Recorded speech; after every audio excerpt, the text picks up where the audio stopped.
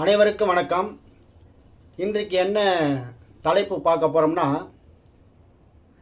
நீசமான குரு கொடுத்த கோடீஸ்வர யோகம். கோடீஸ்வர யோகத்தை கொடுத்து குடும்பத்தை கொடுக்காதது ஏன்? அதாவது இன்றைக்கு பொருளாதாரத்தை மீட்டெடுக்கிறது, குடும்பத்தை கையாளுறது, சுகபோகங்களை அனுபவிக்கிறது யாருன்னு பார்த்தோம்னு வச்சுங்களேன், இந்த மிடில் கிளாஸ் பீப்புளாக தான் இருக்கும். சில பேர் சொல்லுவாங்க, மிடில் கிளாஸ் பீப்புளாக பிறக்கிறது மிகவும் கடினமான ஒன்று அப்படின்னு. ஒன்று இருந்தால் பணக்காரனாக பிறக்கணும், கோடீஸ்வரனாக பிறக்கணும், இல்லைன்னா இல்லாதப்பட்டவனாக பிறந்துடணும். இரண்டுக்கும் மத்தியில் பிறக்கிறது மிக மிக கொடுமையான விஷயம் அப்படின்னு சொல்லிட்டு பரவலான சமுதாயத்தில் கருத்து இருக்குது. அதை அனுபவிச்சுட்டு இருக்கவங்க அதை பற்றி சொல்லுவாங்க. ஆனால் கோடீஸ்வர யோகத்தை கொடுத்து எதையுமே அனுபவிக்க முடியாத ஒரு சூழ்நிலையில் ஒரு ஜாதகர் பிறந்திருக்கிறார்.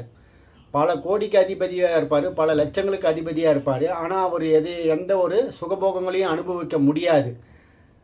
அது ஏன் அப்படின்னு பார்க்கும்போது, அந்த கிரகங்கள் அந்த மாதிரி அவர்களுடைய ஜனனி ஜென்ம சௌபாக்கியானாம் குலவர்த்தினின்னு சொல்லுவாங்கள்ல, அந்த மாதிரி லக்கணங்களை தேர்ந்தெடுத்து ஜனனம் எடுப்பது.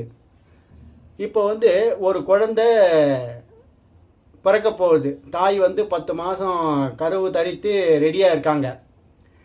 அந்த குழந்தை பிறக்கிறதுக்கு உண்டான காரியங்களை ஏற்கனவே வகுத்தது தான். இப்போ அதிக நாட்கள் சனி பகவான் 2.5 வருஷம் ஒரு ராசியில் இருப்பார். அதுக்கு அடுத்தது ராகு கேதுக்கள் 1.5 வருஷம் இருப்பாங்க. அதுக்கு அடுத்தது குரு 1 வருஷம் இருப்பார். அதுக்கு அடுத்தது செவ்வாய் 1.5 மாதம் இருப்பார். அதுக்கு அடுத்தது சூரியன் 1 மாதம் இருப்பார் ஒரு ராசியில். அதுக்கு அடுத்தது சுக்கிரன்.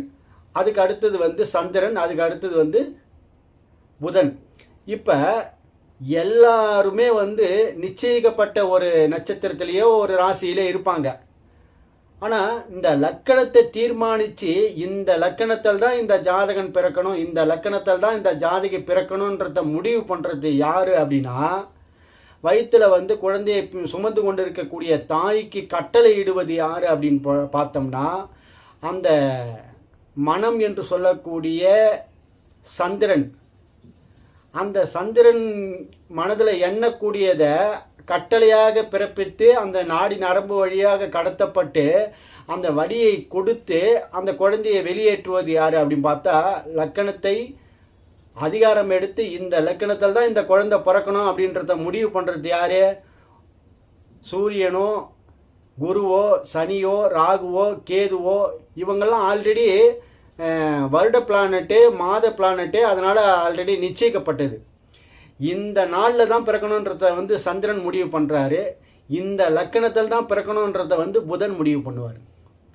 அப்போ இந்த ஜாதகர் ஒரு உதாரண ஜாதகத்தை சொல்லி நம்ம இந்த விளக்கத்தை பார்ப்போம். கோடீஸ்வரனாக பிறந்து நீசமான குரு கோடீஸ்வர யோகத்தை கொடுக்குறாரு. அதே குரு அந்த ஜாதகனுக்கு பாதகத்தையும் கொடுக்குறாரு. அப்படின்றத ஒரு உதாரண ஜாதகத்தை போட்டு நம்ம இன்னைக்கு விளக்கம். இப்போ பாருங்கள், விருச்சிக லக்கணத்தில் இந்த திரையில் தெரியக்கூடிய ஜாதகர் விருச்சிக லக்கணத்தில் பிறந்திருக்கிறாரு. லக்கணத்திலிருந்து 3ஆம் இடத்துல மகரத்தில் குரு நீசம் பெற்றிருக்கிறார். மகரத்துக்கு அதுக்கு 3ல் மிதுனத்தில் சந்திரன் இருக்கார். லக்கணத்துக்கு 6ல் மேஷத்தில் ராகு இருக்கார். லக்கணத்துக்கு 10ல் சுக்கிரன் செவ்வாய். லக்கணத்துக்கு 11ல் சூரியன் புதன் கன்னி வீட்டில். லக்கணத்துக்கு 12ல் சனி கேது. இவர் பிறக்கும்பொழுது 29/9/1985 11:30 காலையில் பிறந்திருக்கிறார் சென்னையில். இந்த ஜாதகரனுடைய நெருங்கிய உறவினர் தான் இந்த ஜாதகத்தை கொடுத்து நீங்கள் வீடியோவில் பதிவு பண்ணுங்க.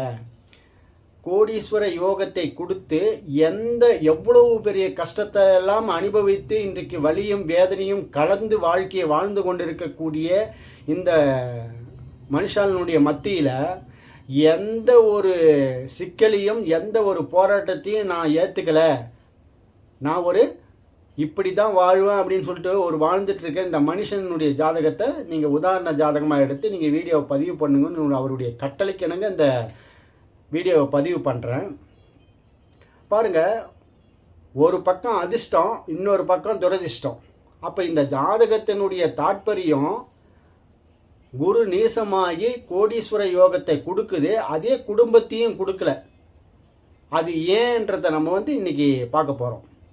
சுகர்நாடி விதியின்படி பார்த்தீங்கன்னு வச்சுங்களேன், லக்னம் லக்னாதிபதி, ராசி ராசி அதிபதி, 10ஆம் இடம், இந்த 5த்தை விலாவரியாக பார்க்கணும். அந்த 5ம் வலுப்பெற்று இருந்தால் தான் வாழ்க்கையில் வலியோடு சேர்ந்த வாழ்க்கையை ரசித்து ருசித்து வாழக்கூடிய தன்மையை அந்த வாழ்க்கை பயணத்தில் அந்த ஜாதகருக்கு கொடுக்கும். இந்த ஜாதகர் பேர் லக்கணம் விருச்சக லக்கணம், என்ன கேட்டை நட்சத்திரத்தில் ஒரு லக்கண புள்ளி விழுது. அந்த புதன் 11 நல்லா உச்சம் பெற்று தான் இருக்கிறாரு.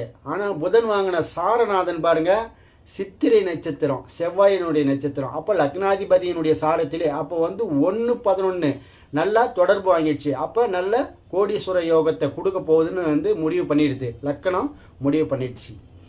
அடுத்தது லக்னாதி பாருங்க, அந்த கோடீஸ்வர யோகத்தை கிரகிச்சு அதை அனுபவிக்கணும்ல, அதுக்கு அந்த லக்னாதிபதி வலுவாக இருக்காரான்னு பார்த்தா லக்னாதிபதி செவ்வாய் 10ல் நல்ல திக்பலம் பெற்று நல்லா தான் இருக்கார். ஆனால் அந்த செவ்வாய் என்ன சாரம் வாங்குறாருன்னா பூரம் நட்சத்திரம் 2ஆம் பாதம் வாங்கிறார். பூர நட்சத்திரம்னா சுக்கரனுடைய சாரம். சுக்கரன் கன்னி வீட்டில் ஈசமாயிடுறாரு. நவாம்சத்தில் செவ்வாய் சுக்கரனாவே மாறி கன்னி வீட்டில் நேசமாயிடுவார். அப்போ லக்னாதிபதி பலன் இறந்துடுறாரு. 10ஆம் இடத்துல உட்காந்து சுக்கரனோடு சேர்ந்து இருந்தால் கூட சூரியன் வீட்டில் பாருங்கள், கால் கொடுத்தவன் சுக்கரன், சுக்கரன் கூடவே இருக்கார். வீடு கொடுத்தவன் சூரியன், லக்கணத்துக்கு 11ல், தனக்கு 2ஆம் இடத்துல. அப்போ தனகாரகனை ஆக்டிவேட் பண்ணிடுறாரு யார், லக்னாதிபதி. ஆனால் குடும்பத்தை அமைக்க முடியல. ஏன் அமைக்க முடியல? லக்னாதிபதியே சுக்கரனுடைய சாரம் வாங்கி அம்சத்தில் நீசமாயிடுறாரு. அடுத்தது 2ஆம் அதிபதி குடும்பத்தை கொடுக்கணும்ல, புதிய வரவு. நான் பிறந்திருக்கேன், எனக்கு புதிய குடும்பத்தை உருவாக்கணும், அபிவிருத்தி பண்ணணும் அப்படின்னா 2ஆம் இடம். அந்த குரு நீசமாயிடுறாரு. நீசமாயிட்டு எந்த சாரத்தில் உட்காந்துறாரு, சந்திரனுடைய சாரத்தில் உட்காந்துக்கிறாரு. யார், குரு. திருவோண நட்சத்திரம் 2ஆம் பாதத்தில் இருக்கிறாரு. அந்த சந்திரன் லக்கணத்துக்கு 5ஆம் இடத்துல உட்காந்துக்கிறார். 1, 5, 9 என்னமோ இவருக்கு வலுவாக இருக்குது. ஆனால் அந்த 5ஆம் அதிபதி நீசமாயிடுறாரா? அப்போ என்ன ஆகி போகுது, லக்னாதிபதி செவ்வாய் சுக்கரன் சாரம் வாங்கி நீசமாயிடுறாரு அம்சத்தில். 2ஆம் அதிபதி குரு திருவோண நட்சத்திரம் வாங்கி 5ஆம் இடத்துல உட்காந்துக்கிறாரு. ஆனால் குரு நீசமாயிடுறாரு. அப்போ 2ஆம் அதிபதி நீசமாயிடுறாரு. இப்போ சந்திரனுக்கு குரு உட்காந்த வீட்டு, இப்போ சந்திரன் உட்காந்த வீட்டு அதிபதி யார், குரு. குரு நீசமாயிட்டாரா?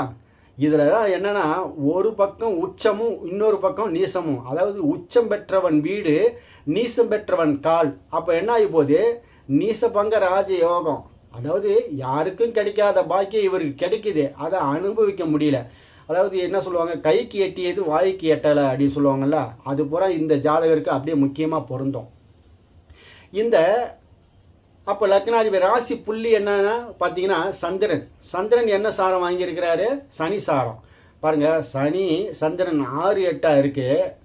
ஆனால் இருந்தாலும் சனி உச்சமாக இருக்கார். உச்சம் பெற்றவனுடைய கால் ஏறி நிற்கிறாரு சந்திரன். நீசம் பெற்றவனுடைய வீட்டில் நிற்கிறாரு சந்திரன். அப்போ இந்த உடல், சந்திரன்னா உடல், சந்திரன்னா மனம்.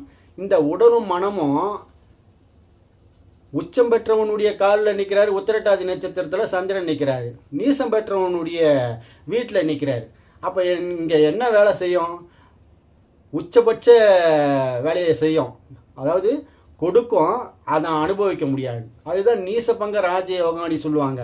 நீசபங்க ராஜயோகம் வேறு மாதிரி இல்லைங்க, வேலை செய்யும். எதிர்பார்க்காத நேரத்தில் கொடுக்குறது அப்படின்னா, இந்த நீசபங்க ராஜயோகம் பல வகையில் விதிகள் இருக்குது, அதுக்கு விதி விலக்குகள் இருக்குது.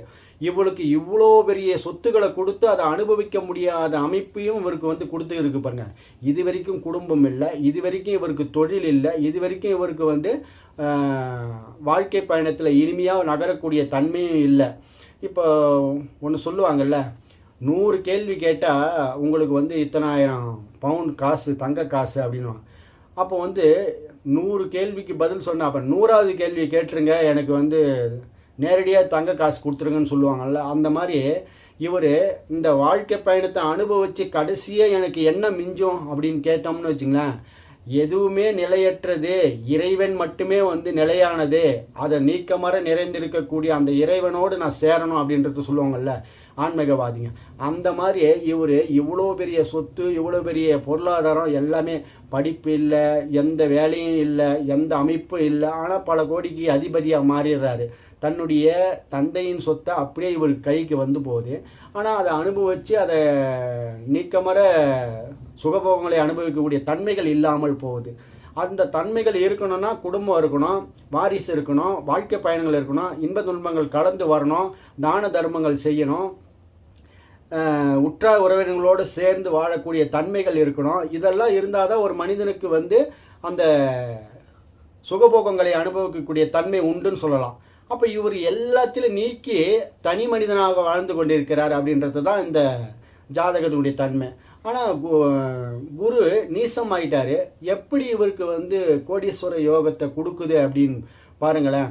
இவர் பிறக்கும்போது என்ன திசையில் பிறக்கிறாரு? சனி திசையில் பிறக்கிறார். உத்திரட்டாதி நட்சத்திரத்தில் பிறக்கிறாரா. சனி தசை கடந்து இப்போ அடுத்தது புதன் தசை முடிஞ்சு கேது தசை முடிஞ்சு அடுத்தது சுக்கிர தசை வரும்பொழுது அவருடைய தாய் தந்தையர் பெற்றோர்கள் வந்து கடைநிலை பயணத்துக்கு முடியேறாங்க. அப்போ இவர் அது வரைக்குமே முயற்சிகள் பண்ணுறாரு. எந்த ஒரு முயற்சியும் இவருக்கு கை கூடலை. முயற்சிகள் கை கூடணும். அப்போ தான் ஒரு மனிதனுடைய வெற்றி வாய்ப்பை எப்படி இருக்குதுன்னு நம்மன்றதை சொல்லலாம். ஒரு ஜாதகத்தை எடுத்துக்கிறோம். இந்த ஜாதகரை பாருங்கள், லக்கணத்துக்கு 3ஆம் அதிபதி யார்? சனி. சனி உச்சமாக தான் இருக்கார். எந்த இடத்துல? 12ஆம் இடத்துல. அவர் வாங்கின சாரநாதன் பாருங்கள், சனி வாங்கின சாரநாதன் வந்து விசாக நட்சத்திரம். அப்போ உச்சமாகி இருக்கார் சனி, 3ஆம் அதிபதி. ஆனால் நீசமானவனுடைய காலில் நிற்கிறாரு. அதே 3ஆம் இடத்துல ஒரு கிரகம் இருக்குது. 3ஆம் அதிபதியும் எடுத்துக்கணும், 3ஆம் இடத்துல இருக்கக்கூடிய கிரகங்களையும் எடுத்துக்கணும். இப்போ 3ஆம் இடத்துல குரு இருக்கார். அவர் என்ன பண்ணுறாரு? உச்சம் பெற்றவனுடைய வீட்டில் இருக்கார். ஆனால் அந்த குரு வாங்கின சாரநாதன் யார்? சந்திரன். அந்த சந்திரன் எங்கே இருக்கிறாரு? லக்கணத்துக்கு 5ஆம் இடத்துல இருக்கார். நீசம் பெற்றவனுடைய வீட்டில் இருக்கார்.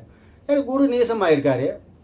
இந்த மாதிரி இவருக்கு ஒரு பக்கம் உச்சமும் ஒரு பக்கம் நீசமும். அதாவது வீடு கொடுத்தவன் வந்து நீசமாயிடுறான், கால் கொடுத்தவன் வந்து உச்சமாயிடுறான். அதே குருவுக்கு வந்து வீடு கொடுத்தவன் உச்சமாயிடுறான், கால் கொடுத்தவன் நீசம் பெற்றவனுடைய வீட்டில் போய் உட்காந்துருக்கான். இந்த மாதிரி தாங்க இந்த ஜாதகம். அதனால தான் இந்த ஜாதகத்தை பதிவு பண்ணுறதுக்கு உண்டான காரணமே. இந்த விளைவுகள் எப்படி இருக்கும், இந்த ஜாதகருக்கு வாழ்க்கை பயணங்கள் எப்படி இருக்கும் அப்படின்றத வந்து நம்ம எடுக்கும் பொழுது எப்பொழுதுமே வாழ்க்கையில் வந்து அனைத்து விதமான ஹார்மோன்கள் சுரக்கும் பொழுது தான் அந்த உடம்பு ஹெல்த்தியாக இருக்குதுன்னு அர்த்தம். எந்த ஹார்மோனும் சரியான நேரத்தில் சரியான பருவத்தில் சுரக்கக்கூடிய ஹார்மோன் சுரக்கலைன்னு வச்சிங்களேன், அது அடுத்த கட்ட நிகழ்வுக்கே போகாது. இப்போ வந்து வாலிப பருவம் வரும்போது ஒரு பெண்ணு ஒரு பையனை விரும்புறது, ஒரு பையன் ஒரு பெண்ணை விரும்புறது, அது இயற்கையினுடைய நீதி. அது வந்து தவறு கிடையாது. ஆனால் அந்த ஹார்மோன்ஸ் வந்து அந்த செயலை செய்கிறான்னா அதுக்கு அவன் தகுதியானவன் அர்த்தம். ஒரு பெண் எப்படி வாலிப பருவம் வரும்போது அவள் மங்கை மடந்தை என்ற பருவம் மடைஞ்சு பூ பெய்தல் அடைந்து அதை தகுதியை சொல்கிறாங்கல்ல, அடுத்த காலகட்டத்துக்கு, அடுத்த குழந்தை பேருக்கு, அடுத்த திருமண காலகட்டத்திற்கு இந்த பெண் ரெடியாக வரா அப்படின்னு சொல்லுதில்ல. அந்த மாதிரி ஹார்மோன்கள் வந்து மனிதனுக்கு வந்து உடல்களில் வந்து மாறி மாறி அந்த அமைப்புகளை கொடுக்கணும். அது கொடுக்கலன்னு வச்சுங்களேன், அது என்ன ஆகும்? எந்த விதமான எண்ண அலைகளும் எந்த விதமான ஆசாபாசங்களும் அதில் உருவாகாது.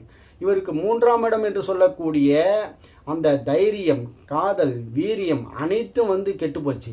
அப்படி என்னும்போது அவருக்கு எங்கேருந்து அந்த எண்ணங்களை தூண்டும்? இவர் வந்து ஒரு சன்னியாசி மாதிரி வாழ்க்கையை வாழ்ந்து கொண்டிருக்கிறார். இவ்வளவு கோடிக்கு அதிபதியாக இருக்கக்கூடியவர் கார் வச்சிருக்கிறாரு, பங்களா இருக்குது, கோடிக்கணக்கில் சொத்து இருக்குது. ஆனால் எளிமையான ஒரு வேட்டி ஜிப்பா ஒன்று போட்டுக்கிட்டு தோல் மலை அந்த தொங்குற பையை போட்டுக்கிட்டு எளிமையான வாழ்க்கையை, ஆன்மீக வாழ்க்கையை வாழ்ந்து கொண்டிருக்கிறார். இது ஏன் அப்படின்றதுக்காக, விளக்கிறதுக்காக தான், அவரை குறை சொல்கிறதுக்காக கிடையாது. இந்த கோடீஸ்வர யோகத்தை கொடுத்தும் அந்த குரு நீசம் பெற்று குரு எப்படி அவருக்கு வந்து இவ்வளோ பெரிய பணத்தை, இவ்வளோ பெரிய கோடீஸ்வர யோகத்தை கொடுக்குதுன்னா அது குருவால் மட்டும்தான். இதே சுக்கிரன் இருக்குதுன்னா சுகபோகமான வாழ்க்கை, மகிழ்ச்சியான வாழ்க்கை, லிக்விட் கேஷ், அப்பப்போ பணம் வரும் போயிடும். ஆனால் நிரந்தரமான சொத்து, நிரந்தரமான நிறைய கோடிக்கணக்கில் சொத்து கொடுக்குதுன்னா அது வந்து குருவால் தான் முடியும். அது எப்படின்னா, ராசி சார்ட்டில் வந்து டிவிஷனல் சார்ட்டுன்னு ஒன்று இருக்குது, வர்க்க சக்கரம் அப்படின்னு சொல்லிட்டு. இந்த D10 சார்ட்டுன்னு சொல்லுவாங்க, தச வர்க்கம். அந்த 10ஆம் வர்க்கத்தில் D10ல் பார்க்கும்பொழுது லக்கணத்துக்கு, அந்த D10 சார்ட்டில் லக்கணத்திலேருந்து 10ஆம் இடத்துல குரு நேசமாகி நிற்கிறாரு. அந்த லக்கணத்திலேருந்து 10ஆம் இடத்துல செவ்வாய் நேசமாக இருக்கார். இந்த கட்டத்தை காமிக்கிறோம் பாருங்கள். D10ல் மேஷ லக்கணம், லக்கணத்திலேருந்து 3ஆம் இடத்துல சனி, லக்கணத்திலேருந்து மேஷ லக்கணத்திலேருந்து 6ஆம் இடத்துல சூரியன் ராகு, லக்கணத்திலேருந்து 9ஆம் இடத்துல புதன் சுக்கிரன், 10ஆம் இடத்துல செவ்வாய் குரு. பாருங்கள், மகரத்தில் இயற்கையாகவே கால புருஷனுக்கு 10ஆம் வீடு என்று சொல்லக்கூடிய D10 சார்ட்டில் வந்து ஏதாவது ஒரு கிரகம் இருந்துச்சுன்னா அவனுக்கு வந்து எளிமையாக பொருளாதாரம் வரக்கூடிய வழின்னு சொல்லுவாங்க. அந்த இடத்துல குரு நீசமாகி செவ்வாய் உச்சமாகி 2 பேரும் அங்கே உட்காந்துருக்காங்க. இந்த ராசி சார்ட்டில் தான் வந்து உச்சம் நீசம் அந்த மாதிரி கலந்து, உச்ச வீடு நீச காலு, உச்ச காலு நீச வீடு, இந்த மாதிரி அமைப்பில் வந்து வருந்தது. அதே D10 சார்ட்லேயும் பாட்டுங்க, அவருக்கு லக்கணத்துலேருந்து 10ஆம் வீட்டில் வந்து செவ்வாய் உச்சம் குரு நீசமாகி இருக்கார். அப்போ வந்து அவருக்கு வந்து எந்த விதத்திலையும் கஷ்டப்படாத அளவுக்கு சொத்து, அசையாத சொத்து, அசையும் சொத்து அனைத்தும் அவருக்கு வந்து வரக்கூடிய அமைப்பு இயற்கையாகவே இருக்குது. லக்கணத்துக்கு 12ல், அதாவது D10 சார்ட்டில் லக்கணத்துக்கு 12ல் பாருங்கள், மனமும் உடலும் சொல்லுவாங்கள்ல, சந்திரன் கேது எதை ஒன்றாலும் கடந்து போகும், இதுவும் கடந்து போகும்ன்றது தான் வந்து மீன வீடு. அந்த வீட்டில் D10 சார்ட்டில் இயற்கையாகவே காலபுருஷனுக்கு ஏற்ற மாதிரி மேஷம் லக்கணமாக பிறந்தால் அது காலபுருஷனுக்கு ஏற்ற மாதிரி தானே அந்த வீடு இங்கே இருக்குது. அப்போ மீன வீட்டில் வந்து சந்திரன் கேது, அந்த மனம் வந்து எதுக்குமே ஆசைப்படாது.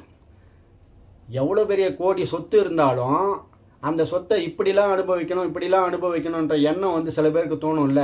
பணம் வந்தால் 10ம் பாயும், பணம் வந்தால் 10ம் செய்யும் சொல்லுவாங்களா. அந்த மாதிரி பணம் இருந்துன்னா இவர் செய்யணும்ல, அதை செய்யாத அளவுக்கு இவருக்கு பாருங்க D10 சார்ட்டில். அதாவது D10 சார்ட்டை ஏன் முக்கியமாக எடுத்துக்கணும்னா, ஒரு மனிதனுடைய அனுதினமும் செய்யக்கூடிய கர்ம காரியங்கள் சொல்லுவாங்க, அனுதினமும் செய்யக்கூடிய ஆட்டிடியூடு, அதை வந்து D10 சார்ட்டுக்கு 10க்கு 10ஆம் இடத்துல இருந்து ஒவ்வொரு வீடாக நம்ம கணக்கு பண்ணும்போது 10க்கு 10ஆம் வீட்டிலேருந்து இவருக்கு வந்து மகர வீடு 10க்கு 10ஆம் வீடாக வருதா.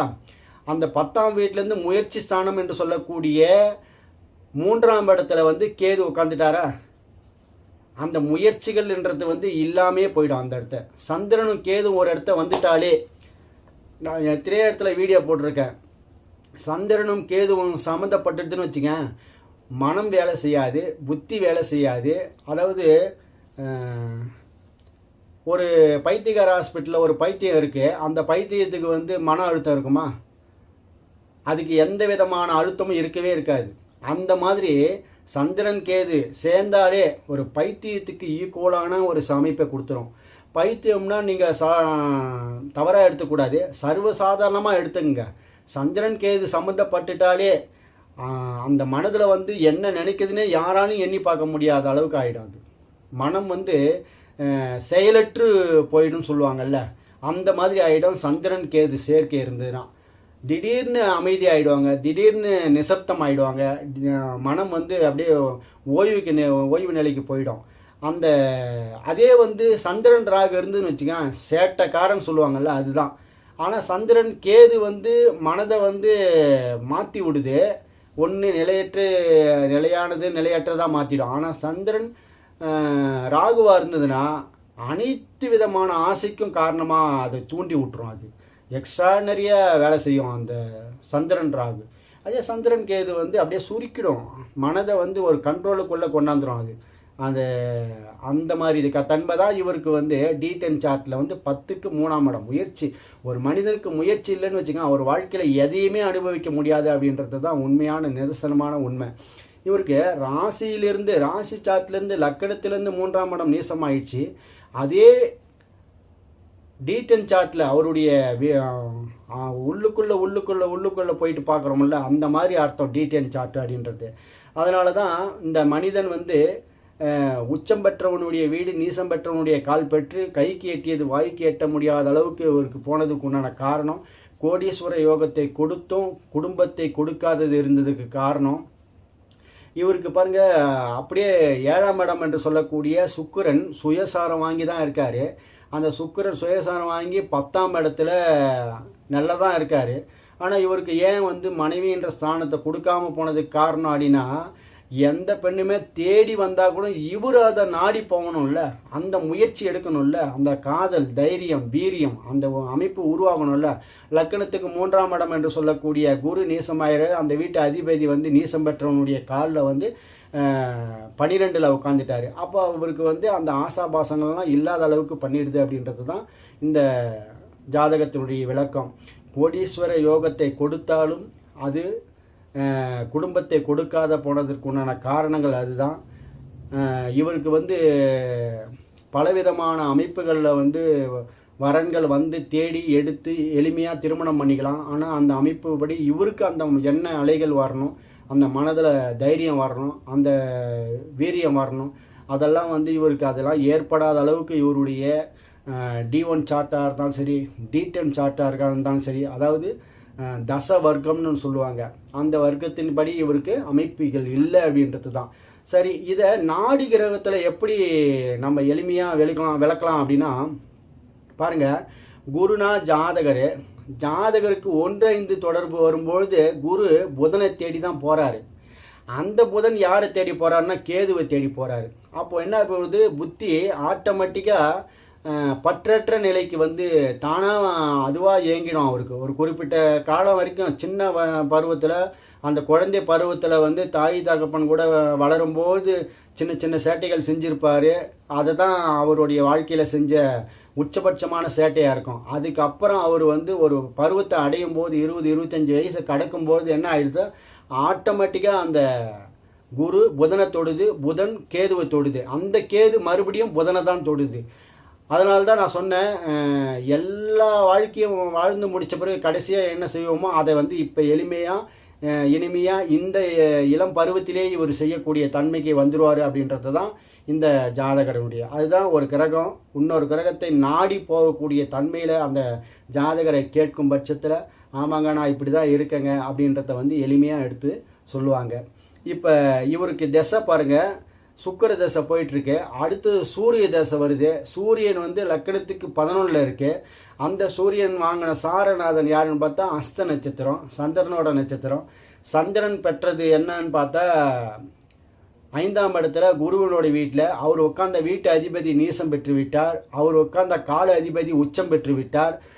உச்சம் பெற்றாலும் சந்திரனுக்கு சனி 6-8 வருது. ஆக மொத்தத்தில் வாழ்க்கையை எந்த விதத்திலையும் இவர் திரும்ப இப்போ இந்த தசையில் தான் இப்படி இருக்கார், அடுத்த தசையிலையாவது இவர் திரும்ப தன்னுடைய வாழ்க்கை பயணத்தில் மீண்டும் வந்துடுவாரா? ஏன்னா இப்போலாம் ஜாதகம் பார்க்க வந்தாங்கன்னு வச்சுங்களேன், உங்களுக்கு எவ்வளோ வேணாலும் தரங்க, முதல்ல என் வாழ்க்கையில் எப்போ டேர்னிங் பாயிண்ட் வரும் அப்படின்னு கேள்வி கேட்குறாங்க. அந்த டேர்னிங் பாயிண்ட் என்ன வரும் அப்படின்னா, இப்போ நடக்கிற தசை அதுக்கு அடுத்த தசையாவது மாறுதா அப்படின்னா கண்டிப்பாக பார்த்தோம்னு வச்சுங்களேன் அதே செய்தியை தான் சொல்லும். ஏன், அவருடைய பேசிக் டிசைன் எப்படி இருக்குதுன்றத முதல்ல நம்ம சொல்லிட்டோம்ல. லக்னம் லக்னாதிபதி, ராசி அதிபதி, 10ஆம் அதிபதி. இந்த 10ஆம் அதிபதி லக்கணத்துக்கு 10ஆம் அதிபதி சூரியனா, சூரியன் புதன் வீட்டில் உட்காந்துருக்காரு. அந்த சூரியன் சந்திரனுடைய நட்சத்திரத்தில் உட்காந்துருக்காரு. அந்த சந்திரன் நீசம் பெற்றவனுடைய குருவினுடைய வீட்டில் உட்காந்து உச்சம் பெற்றவனுடைய சனியினுடைய கால் வாங்கி, சனி உச்சமாகி நீசம் பெற்றவனுடைய கால் வாங்கி உட்காந்துருக்காரு. ஆக மொத்தத்தில் அவருடைய பேசிக் டிசைனையே முதல்ல நம்ம எடுத்துட்டோம்ல, அதுக்கப்புறம் என்ன திசைகள் வந்தாலும் அதே போல தான் செய்திகள் சொல்லும் அப்படின்றத உறுதியாக நம்ம சொல்லிடலாம். அதே பேசிக் அவருடைய இயற்கை பிறப்பினுடைய பிறக்கும்போது ஜனனி ஜென்ம சௌகவகனம் குலவர்த்தினின்னு சொல்லுவாங்களா, அந்த மாதிரி பிறக்கும்போது அந்த நேரத்தில் சில நேரத்தில் லக்கணங்களை தீர்மானிக்கக்கூடிய அந்த புதனும் அந்த லக்கணங்களை தீர்மானிக்கக்கூடிய அந்த சந்திரனும் அவங்க எடுக்கிறாங்க பார்த்தீங்களா, அந்த டைமு படி அவருடைய ஜாதகத்தை எளிமையாக எடுத்து அதுலேருந்து பார்த்தோம்னு வச்சுங்க அடுத்த திசை இவர் மீண்டு வருவாரா அப்படின்னு சொல்லலாம். இப்போ சுக்கிர திசை இவருக்கு கை கொடுக்கல, சூரிய திசையும் கை கொடுக்கல. அதுக்கு அடுத்து வரப்போகிற சந்திர திசை எப்படி இருக்கும் அப்படின்னு பார்த்தோம்னா, சந்திரன் லக்கணத்துக்கு 5ஆம் இடத்துல உட்காந்துருக்கிறாரு.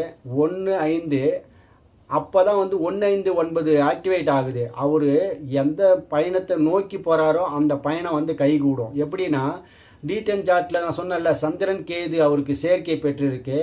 அவர் எல்லாமே விட்டுட்டு எனக்கு வந்து நான் இறைவனோடு ஐக்கியமாகணும், இறைநிலையோடு வாழணும் அப்படின்னு நினைப்பார்ல, அது சந்திர திசையில் அவருக்கு கைகூடும். ஏன் அப்படின்னா இந்த திருவோண 2ஆம் பாதத்தில் இருக்கக்கூடிய குரு டீடன் சார்ட்டில் வந்து லக்கணத்துக்கு மேஷ லக்கணத்துக்கு 10லே இருக்குது. என்ன விஷயத்துக்காக என்ன கர்மத்துக்காக இந்த பிறப்பு எடுத்தாரோ அந்த பிறப்பினுடைய ரகசியத்தை அவர் அறிந்து விட்டு தான் அந்த சந்திர தசையில் வந்து அவர் கடைநிலை பயணத்தை வந்து தழுவுவார்ன்றதை வந்து நம்ம உறுதியாக சொல்லலாம். அதுக்கு அடுத்தது செவ்வாய் தசை. செவ்வாய் பூர நட்சத்திரம் வாங்கி லக்கணத்துக்கு 10ல் இருக்குது. சுக்கரனுடைய சாரம் பெற்று சுக்கரனும் லக்கணத்துக்கு 10ல் இருக்கார். அந்த செவ்வாய் உட்காந்த வீட்டு அதிபதி, செவ்வாய் உட்காந்த கால அதிபதி 2 பேருமே வந்து நல்ல நிலைமையில தான் இருக்காங்க. அப்போ வந்து எப்படி இருப்பார் அப்படின்னு ஜாதகர் அப்படின்னு பார்க்கும்போது செவ்வாய் டீடன் சார்ட்டில் வந்து லக்கணத்துக்கு 10ல் இருக்கார். ஆக மொத்தத்தில் இந்த ஜாதகர் பிறப்பினுடைய கர்மத்தை அறியும் பொருட்டு இவர் வந்து பிறப்பு எடுத்துக்கிறாரு அப்படின்றத வந்து நம்ம இந்த உறுதியாக சொல்லலாம். அப்போ நீசம் பெற்ற குருவினுடைய கோடீஸ்வர யோகத்தை கொடுத்து, கோடீஸ்வர யோகத்தை கொடுத்தும் குடும்பத்தை கொடுக்காத இருந்ததுக்குண்டான காரணத்தை நம்ம வந்து விளக்கியிருக்கோம். இந்த வீடியோ பிடிச்சிருக்கும் பட்சத்தில் லைக் பண்ணுங்கள், ஷேர் பண்ணுங்கள், மற்றவர்களுக்கு அனுப்பிவிடுங்க. நமது நேயர்கள் ஆற்றில் ஓடும் நீரோடை போல பிரபஞ்சத்திற்கு நற்காரியங்கள் செய்து நற்பலன்களை பெற்று இறைவனுடைய ஆசையை பெற்று வாழுங்கள். மீண்டும் ஒரு ஜாதக விளக்கத்தோடு சந்திக்கலாம். நன்றி, வணக்கம்.